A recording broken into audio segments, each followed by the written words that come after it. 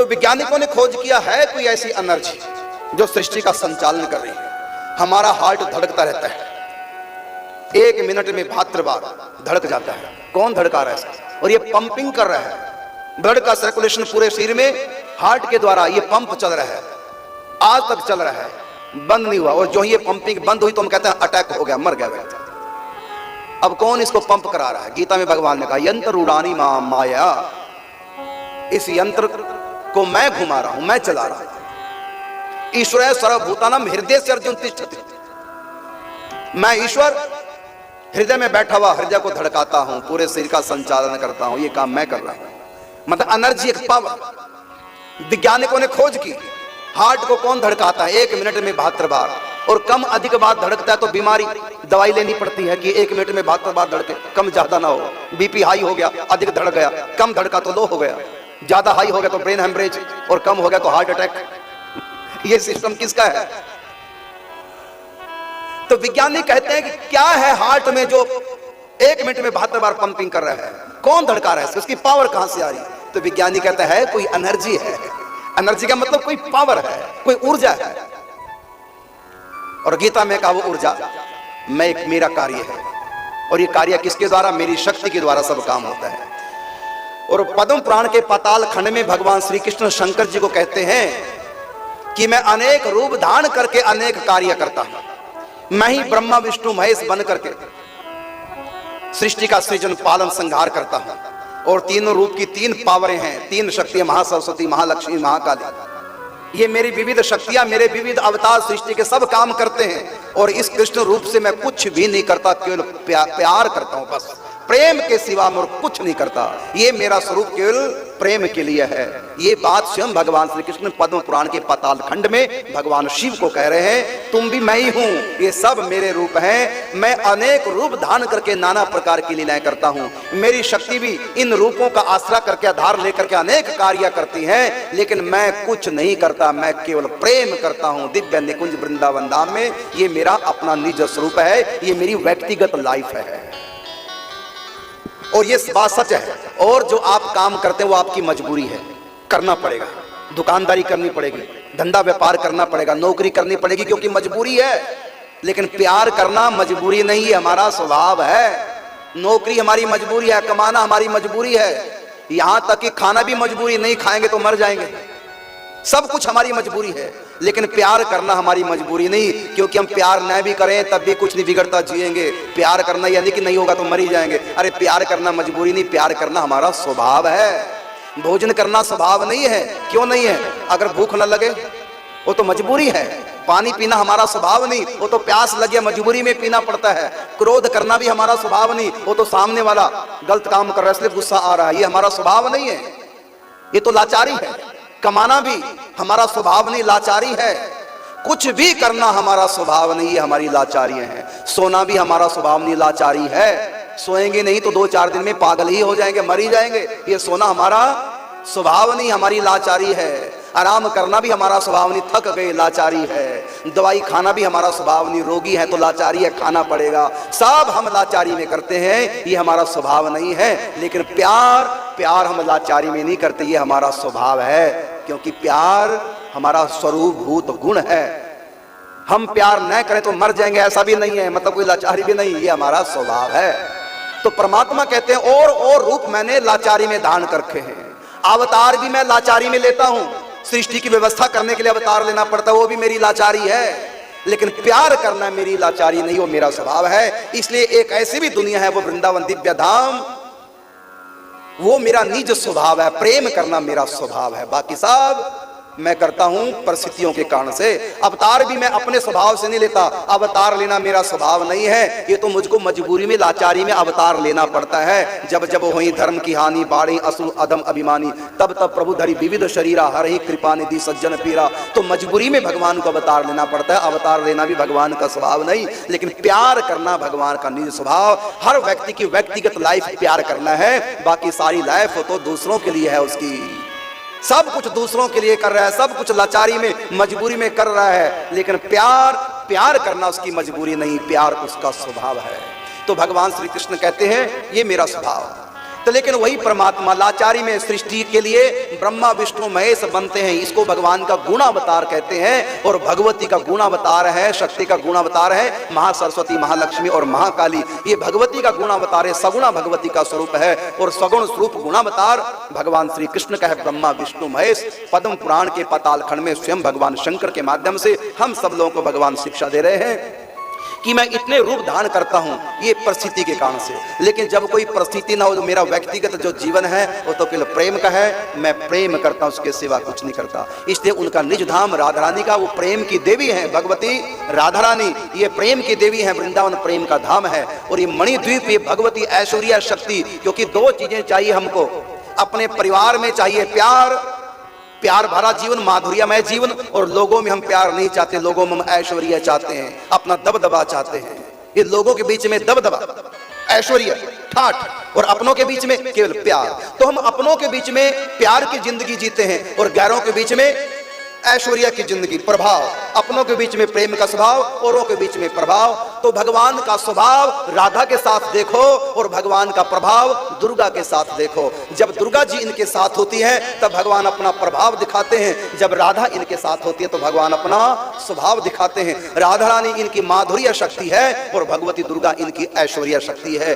तो निज धाम में माधुर्य का प्रवेश है, ऐश्वर्य का नहीं। लेकिन अनंत अनंत ब्रह्मांडों में ऐश्वर्य का प्रवेश है। इसलिए इस ब्रह्मांड को, ब्रह्मांड पुराण में इस ब्रह्मांड का नाम देवी लोक है। इस पूरे अनंत अनंत जो ब्रह्मांड है, इन ब्रह्मांडों को ब्रह्मांड पुराण, हमारे यहाँ 18 पुराण है, उनमें एक है ब्रह्मांड पुराण। उस ब्रह्मांड पुराण में लिखा हुआ है ये पूरा ब्रह्मांड देवी के अधीन है। और इन अनंत अनंत ब्रह्मांडों के उस पार मणि द्वीप है, अमृत का सागर, उसके बीच में द्वीप, दिव्य लोक, भगवती आदि शक्ति, ऐश्वर्य शक्ति, महामाया, भगवती दुर्गा जी। जब वो परमात्मा अनेक अवतार धारण करते हैं, जब वो शिव बनते हैं तो ये पार्वती का अवतार, कभी सती का अवतार लेते हैं, महाकाली के रूप में उनके साथ रहती है। जब वो विष्णु रूप में होते तो महासरस्वती, महालक्ष्मी बन जाती है। सूर्य के रूप में उनकी पत्नी संध्या बन जाती है। जब इंद्र में भगवान की शक्ति प्रवेश करती है, इंद्र में जब भगवान प्रवेश करते हैं, क्योंकि देवताओं के भीतर भी भगवान प्रवेश करते हैं, तभी वो देव पदवी को प्राप्त होते हैं। तो देवताओं के भीतर जब भगवान प्रवेश करते हैं तो देवताओं की जो शक्ति है, जैसे इंद्र की है शची, तो उसके भीतर दुर्गा जी प्रवेश कर जाती है। जब कामदेव में भगवान प्रवेश करते हैं तो उनकी पत्नी रति में दुर्गा प्रवेश करके उनको क्रियान्वित कर देती है, उनको पावर देती है। तो इन्हीं देवी देवताओं से सृष्टि का संचालन हो रहा है। तो देवियों में जो शक्ति है वो दुर्गा की है और देवताओं में जो शक्ति है वो भगवान की है। इसी प्रकार इस दुनिया में जितने भी पुल्लिंग हैं, चाहे पुरुष हैं, हाथी, शेर, गधा, कुत्ता आदि आदि पुरुष लिंग जितने भी हैं, सब में भगवान का स्वरूप मानना चाहिए। और जितनी स्त्रियां हैं, चाहे बिल्ली है, चाहे कुतिया है, चाहे घोड़ी है, चाहे गधी है, चाहे सिंगनी है, चाहे नारी है, मानुषी, तो इनमें भगवती दुर्गा का सबको दर्शन करना चाहिए। तो इनमें शक्ति है और पुरुषों में शक्तिमान परमात्मा, और शक्ति हमेशा शक्तिमान के अधीन रहती है। इसलिए स्त्रियों को पुरुषों के अधीन रहना चाहिए। अधीन का मतलब ये नहीं लगा लेना कोई जैसे जेल में कोई अधीन रहता है जिसने अपराध कर दिया हो, ऐसी अधीनता नहीं, प्रेम वाली अधीनता। जैसे बच्चे माँ बाप के अधीन, अर्थात माँ बाप के होके रहें, उनकी आज्ञा में रहें, पत्नी पति की आज्ञा में रहें। भगवती आदि शक्ति दुर्गा जी जब परमेश्वर 3 रूपों में प्रकट होते हैं, ब्रह्मा विष्णु महेश, तो भगवती 3 रूपों में प्रकट हो जाती है, महासरस्वती, महालक्ष्मी, महाकाली। और देखो यही परमेश्वरी जब त्रिगुणात्मक देवी बनती हैं, देखो यही लक्ष्मी महालक्ष्मियों के विष्णु के चरण दबाने लग जाती हैं, एक शिक्षा दे रही है। स्त्री के स्वभाव में दुर्गा जी होती है, शक्ति होती है, और शक्ति को हमेशा शक्तिमान के अधीन ही रहना चाहिए, उनकी होके रहना चाहिए। लेकिन डंडे से जबरदस्ती नहीं, प्रेम के अधीन रहना चाहिए। इसलिए लक्ष्मी हो चाहे महासरस्वती हो, कई लोग, ये कैसा धर्म है बताओ, ब्रह्मा जी अपनी पुत्री के पीछे भागे कामनी के भाव से। अरे ब्रह्मा की पुत्री नहीं है सरस्वती, ना ब्रह्मा की पत्नी, उनकी शक्ति है। विष्णु की पत्नी नहीं है लक्ष्मी, विष्णु की शक्ति है, पावर है लक्ष्मी। अच्छा मैं बोल रहा हूं, मेरे अंदर बोलने की शक्ति है, अब ये शक्ति बताओ मेरी पत्नी है क्या है? ये मेरी शक्ति है। आंखों में देखने की शक्ति, ये शक्ति कोई आंख की पत्नी थोड़ी है, ये आंख की शक्ति है। कान में सुनने की शक्ति, अब कान पुरुष लिंग है और शक्ति स्त्रीलिंग है, तो ये सुनने की शक्ति कान की पत्नी नहीं है, कान की शक्ति है। ऐसी महालक्ष्मी विष्णु की पत्नी नहीं, विष्णु की शक्ति है। महाकाली भगवान शिव की पत्नी नहीं, भगवान शिव की शक्ति है। तो कभी शक्ति के अधीन शक्तिमान होता है, कभी शक्तिमान के अधीन शक्ति होती है। एक के बिना दूसरे की सत्ता नहीं। आंख नहीं तो देखने की शक्ति भी नहीं, और देखने की शक्ति नहीं तो आंख फिर आंख नहीं, नेत्रहीन कहलाएंगे। यदि देखने की शक्ति नहीं तो क्या कहेंगे? व्यक्ति नेत्रहीन है। तो नेत्रहीन का मतलब बिना आंख वाला है। इसका मतलब शक्ति और आंख दोनों को हम एक वचन में गिनते हैं, दोनों एक ही हैं। एक के बिना दूसरे की सत्ता नहीं है। इसलिए इनमें बड़े छोटे की कल्पना नहीं करनी चाहिए। कभी विष्णु दुर्गा के अधीन होता है, कभी दुर्गा विष्णु के अधीन होते हैं, लीला करते हैं, और होना भी यही चाहिए। कभी पति पत्नी की बात मान ले और कभी पत्नी पति की बात मान ले। बात मानने वाला अधीन कहलाता है। कई बार पति को बात माननी पड़ता है, पत्नी आगे झुकना पड़ता है। क्यों झुकना पड़ता है? प्रेम के कारण से। और जितना ज्यादा प्रेम होगा पति उतनी पत्नी की बात मानेगी, और पत्नी का भी पति से जितना अधिक प्रेम होगा उतनी वो उनके अधीन हो जाएगी, उनकी हर बात मानेगी। ऐसी बच्चों का माता पिता से प्रेम होगा तो माता पिता की बात मानेंगे। ऐसी माता पिता का बच्चों से प्रेम होता है तो बच्चों की बात मानते हैं। प्रेम तो अधीनता देता है। और स्त्री को यदि प्रेम चाहिए, वो पति को अपने अधीन न करे, स्वयं पति के अधीन रहे। और पति को भी चाहिए, यदि वो पत्नी का प्यार चाहता है तो पत्नी के अधीन न रहे, क्योंकि जो पति अपनी पत्नी के अधीन रहते हैं उन पतियों को पत्नियां बुद्धू मानती हैं और उनसे उनका प्रेम खत्म हो जाता है, कम हो जाता है। अपने अधीन पति से कोई स्त्री का हृदय नहीं उमड़ता, प्रेम नहीं कर पाती, खत्म हो जाता है प्रेम। वो कहता बुद्धू है, हर समय हाथ जोड़े रहता है, मेरी हर बात में हाँ में हाँ करता है, डब्बू किस्म का है। तो ऐसे पतियों से पत्नियों का प्यार कम हो जाता है। और किस पति के ऊपर पत्नी का प्यार उमड़ता है? जो पति अपनी पत्नी को अपने अधीन रखता है, प्रेम के साथ, कभी कभी क्रोध के साथ। ऐसे पति को पत्नियां बहुत प्रेम करती हैं, लेकिन जो डब्बू किस्म के पति होते हैं, ऐसी पतियों को पत्नियां प्रेम नहीं कर पाती। इसलिए पति को थोड़ा सा अक्खड़ स्वभाव का, थोड़ा सा कह रहा हूं पूरा नहीं, थोड़ा सा अक्खड़ स्वभाव का रहना चाहिए, और पत्नी को थोड़ा सा झुक के रहना चाहिए। इसमें प्यार बना रहता है। ऐसा नहीं कि तुम्हारा दर्जा छोटा है, ये बात नहीं है, बराबर है। शक्ति और शक्तिमान का जोड़ा बराबर, एक दूसरे के बिना दोनों की सत्ता नहीं है। लेकिन परस्पर दोनों का प्रेम संबंध भी तो है ना। तो प्रेम में हमेशा एक व्यक्ति को कुछ छोटा बन के रहना पड़ेगा, जिसका दर्जा छोटा हो। देखो बच्चों का दर्जा छोटा है। बाप चाहे अनपढ़ है और बच्चे ने चाहे पीएचडी कर रखी है, तब भी बच्चे का दर्जा छोटा है। भले बच्चा कितना भी समझदार बड़ा क्यों ना हो जाए, तब भी अगर बच्चा अपने बाप का प्यार चाहता है तो उसको छोटा बनकर झुक के रहना पड़ेगा। इसमें बच्चे की भी शान है, माँ बाप की भी शान है। और माता पिता सोचते हैं कि हमारा बच्चा तो बहुत बड़ा आदमी बन गया, हमसे बड़ा बन गया, अब हम इनको प्रणाम करें। ऐसे माता पिता बच्चे के आगे हाथ जोड़े रहेंगे तो बच्चे का प्यार भी खत्म हो जा रहा है। बुद्धू कहीं मेरी भी बेइज्जती करा रहा है, अपनी भी बेइज्जती करा रहा है। तो जो पति पत्नियों के आगे झुकते हैं उसे पत्नी की भी बेइज्जती है, पति की भी बेइज्जती है। इसलिए कोई पत्नी नहीं चाहती कि पति मेरी हर बात माने, पति पूर्ण रूपेण मेरे अधीन रहे। और कहीं ऐसा किसी के यहां देखा भी जाता है कि पति पूरा पत्नी के अधीन रहता है। ऐसी पत्नियां अपने पति से प्यार ही नहीं कर पाती, क्योंकि स्त्री का स्वभाव है कि मैं जिससे प्यार करती हूं मैं उसकी होके रहूं, वो मुझको अपना बना के रखे, वो मुझको अपने कंट्रोल में रखे। लक्ष्मी को सब अपने कंट्रोल में रखना चाहते हैं। जितना ज्यादा अपने कंट्रोल में लक्ष्मी को रखेंगे, लक्ष्मी उतनी हमको सुख देगी। लक्ष्मी स्त्रीलिंग है। तो इसलिए स्त्रियों को चाहे वो कोई भी रिश्ता क्यों ना हो, स्त्रियों को थोड़ा सा झुके रहेंगे तो उनको प्यार मिलेगा भी, और प्यार वो दे भी पाएंगी, और उनकी इज्जत बरकरार रहती है। आजकल एक ऐसा ट्रेंड चल रहा है कि हम बराबर के दावेदार हैं, बराबर, पुरुषों में किसी तरह कम नहीं है। अरे क्यों? जब परमात्मा ने तुमको बराबर बनाया ही नहीं है। कई जगह परमात्मा ने तुमको पुरुषों से बड़ा बनाया है और कई जगह पुरुषों से छोटा बनाया। जहां बड़ा बना के रखा वहां बड़ा बन के रहो, जहां छोटा बनाया परमात्मा ने छोटा बन के रहो। ऐसा भाव रखना चाहिए। अब तुम बराबर कैसे हो सकती हो? पुरुष की जगह तुम ले ही नहीं सकते। तुम संतान को जन्म दोगी, पुरुष नहीं दे सकते। तुम संतान को दूध अपना पिला पाओगे, पुरुष कैसे पिलाएंगे? संतान के पालने की जिम्मेदारी तुम्हारी है। जब रोएगा दूध तुम पिलाओगी, ये नहीं कहेंगे पापा का पी ले, नहीं कह सकते। बेटे को नहीं उपदेश देंगे स्त्री पुरुष दोनों बराबर होते हैं। मूर्ख, मेरे लिए माँ माँ चिल्ला रहा है, पापा पापा चिल्ला, दूध पीना तो पापा को याद कर, तो ये नहीं चलेगा। यहां बराबर नहीं है दोनों। यहां माँ को ही दूध पिलाना है। बच्चे ने लैट्रिन कर दी तो माँ ही उठाएगी। इसमें माँ की बेइज्जती नहीं है, इज्जत है। जरा माँ अपने पति को कहे अब तू भी उठा, बच्चा तो दोनों का है, अब तू लैट्रिन उठा। इसमें ना तुमको पति का प्यार मिलेगा, ना तुमको समाज की इज्जत मिलेगी, ना सास ससुर की कोई तुमको पसंद नहीं करेगा। अगर तुम ऐसी हरकत पे उतराई हो पति के साथ तो खुद ही तू पति को पसंद नहीं कर पाओ। क्या नालायक पति है, जो कह दे सो कर दिया। मैंने कहा बच्चे गंदगी उठा, गंदगी लग गया उठाने, अरे अपना भी कोई दिमाग रखा, बुद्धू कहीं का। समझे ना बात को। तो ये स्त्रियों का दबाना नहीं है। कई लोग कहते हैं कि भारतीय समाज में ये पुरुष प्रधान है, ये तो रहेगा, ये तो नेचर की तरफ से है। अब स्त्रियों को मासिक धर्म आता है, पुरुषों को तो नहीं आएगा। स्त्रियां 4 दिन के लिए पवित्र हो जाती हैं, पुरुष तो नहीं होंगे। बराबर कैसे हो जाएगी? बराबर नहीं हो सकती, अलग अलग उत्तरदायित्व है। अब तुम छोटा मान लो, हम क्यों बच्चों को जन्म दे, पुरुष दें बच्चों को जन्म। एक बेटे को मैंने पैदा किया, दूसरे को बाप करेगा, बराबर है हम तो। एक बेटे को मैंने अपनी छाती का दूध पिलाया और दूसरे बेटे को ये पिलाएंगे, हो जाएगा बराबर? नहीं हो सकता, क्योंकि प्रकृति ने दोनों को अलग अलग बनाया। पुरुषों का चमड़ा स्त्रियों का चमड़ा अलग अलग है।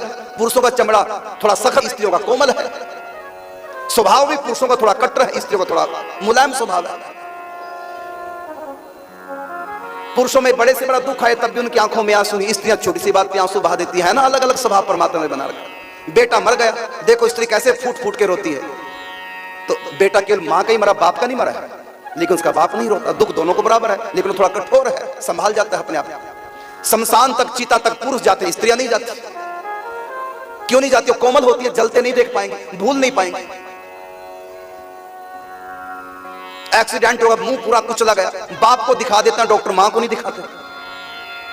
कारण क्या? डॉक्टरों को पता मां का दिल कोमल है, देख नहीं पाएगी, और देख लिया जिंदगी भर भूल नहीं पाएगी उसका कलर, इसलिए मां को नहीं दिखाएंगे डॉक्टर, बाप को दिखा देते।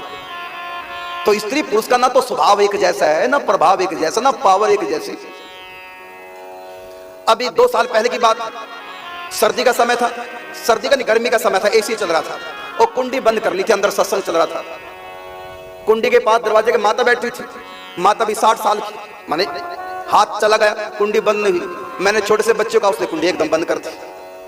फिर मैंने उसी समय उदाहरण दिया, स्त्री स्त्री रहेगी, पुरुष पुरुष ही रहेगा। अब यहाँ बेड उठाने थे, 2 पुरुषों ने बेड उठा दिए और 4 स्त्रियां मिलकर बेड नहीं उठा सकती। मतलब परमात्मा ने अलग अलग शरीर बनाया, अलग अलग पावर है, अलग अलग विधान है, अलग अलग सबका स्वभाव। जब परमात्मा ने एक जैसा नहीं बनाया, गाय और सांड दोनों एक ही होने चाहिए, लेकिन अलग अलग। सांड में जितनी पावर, देखो हट्टा कट्टा सांड कैसा, सांड जैसी गाय नहीं हो सकती, भैंस जैसा भैंस नहीं हो सकता, शेर जैसा शेरनी नहीं हो सकता। अलग अलग बनाया है भगवान ने।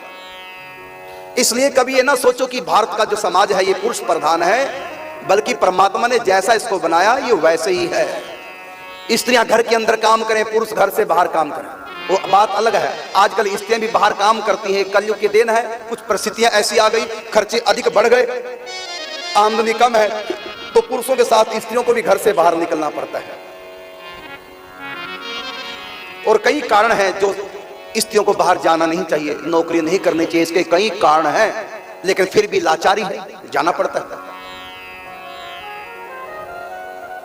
तो इसलिए ऐसा ना सोचे कि भारतीय समाज पुरुष प्रधान समाज है, ऐसा नहीं। इज्जत माताओं की बराबर है, लेकिन परमात्मा ने अलग अलग ढंग से शरीर स्वभाव अलग अलग ढंग से बनाए। इसलिए स्त्रियों का जो विधान बनाया भगवान ने कि पति की होके रहे, स्वतंत्र न रहे। बचपन में माता पिता की होके रहे, स्वतंत्र न रहे। बुढ़ापे में बच्चों की होके रहे, स्वतंत्र ना रहे, परतंत्र स्त्री के लिए।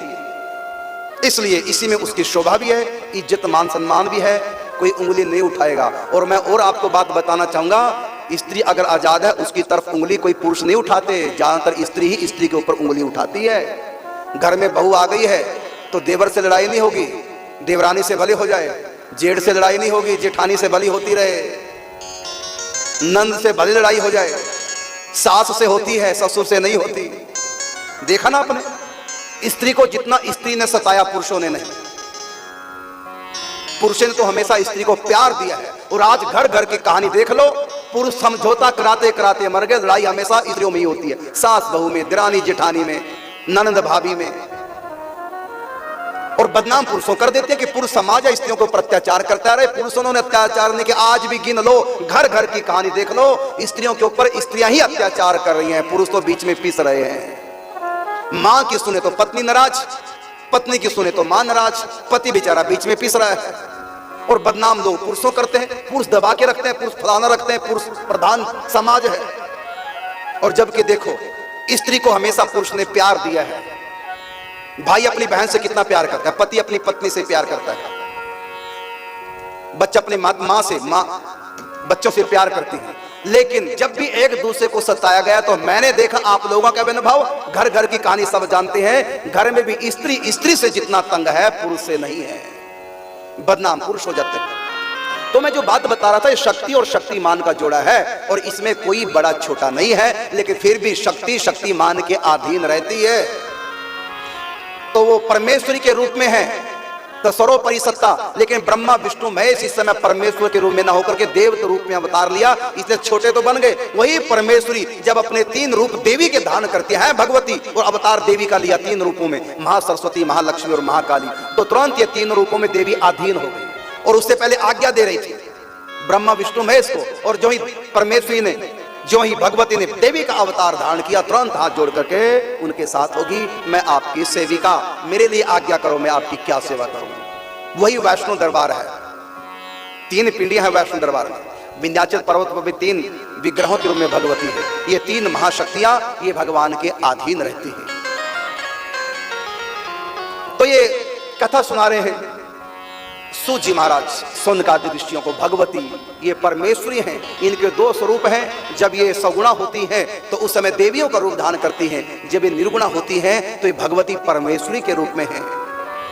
तो जो इनको देवी मान करके इनकी उपासना करते हैं उनको ये लौकिक वरदान दे देती हैं, परलौकिक वरदान भी दे देती है, लेकिन मुक्ति नहीं देती। जब कोई इनको तत्व से जान लेता है कि देवियों के रूप में स्वयं भगवती है, परमेश्वरी है, इस प्रकार इनको सर्वसत्ता परमेश्वरी मान करके जब कोई इनकी आराधना करता है तब ये उनको मुक्ति देती है। यदि कोई भक्ति मांगेगा तो भक्ति दे देती है। इसलिए हमको भगवती की देवी मान के पूजा नहीं करनी चाहिए, भक्तों को भगवती मान के पूजा करें। भगवती का मतलब भगवान का स्त्रीलिंग भगवती, ये देवी भी हैं भगवती भी है। जैसे श्री कृष्ण मानव भी हैं और भगवान भी है, राम जी मानव भी हैं भगवान भी हैं, बराह अवतार सुअर भी हैं और भगवान भी हैं, मत्स्य अवतार में भगवान मछली भी हैं और भगवान भी हैं, नरसिंह अवतार में भगवान नरसिंह भी हैं और भगवान भी हैं। इसी प्रकार देवी देवी भी हैं और ये भगवती भी हैं। लेकिन ये जो देवी भागवत पुराण आप पढ़ रहे हैं इसका नाम भगवती भागवत पुराण नहीं, इसका नाम है देवी भागवत पुराण। अर्थात इसका मतलब यह है वो भगवती इस ब्रह्मांड में जब आती हैं तो भगवती के रूप में न आकर के एक देवी के रूप में आती हैं, या तो रजगुण का आश्रय लेकर या सत्वगुण का या तमोगुण का। इन 3 गुणों का आश्रय लेकर के जब भगवती आती हैं तो देवी कहलाती हैं, और गुणातीत जब हो जाते हैं निर्गुणा भगवती कहलाती हैं। यही देवी के रूप में है, यही परमेश्वरी के रूप में है। वही परमात्मा जब रजगुण सत्वगुण तमोगुण के रूप में आते हैं तो ब्रह्मा विष्णु महेश बन जाते हैं। इसलिए इन तीनों को भी जब हम देवता मानकर पूजा करते हैं, ये तीनों हमको मुक्ति नहीं दे सकते, हमारा कल्याण नहीं कर सकते। लेकिन जब हम इनके गुणातीत स्वरूप को मानते हैं, ये देवताओं के रूप में ब्रह्मा विष्णु महेश स्वयं परमात्मा है। इस प्रकार परमात्मा बुद्धि से जब हम इनकी उपासना करते हैं तभी हमको मुक्ति भी प्रदान कर देते हैं और भक्ति भी प्रदान कर देते हैं। मुक्ति से आगे भक्ति है। तो इस ग्रंथ का नाम है देवी भागवत पुराण।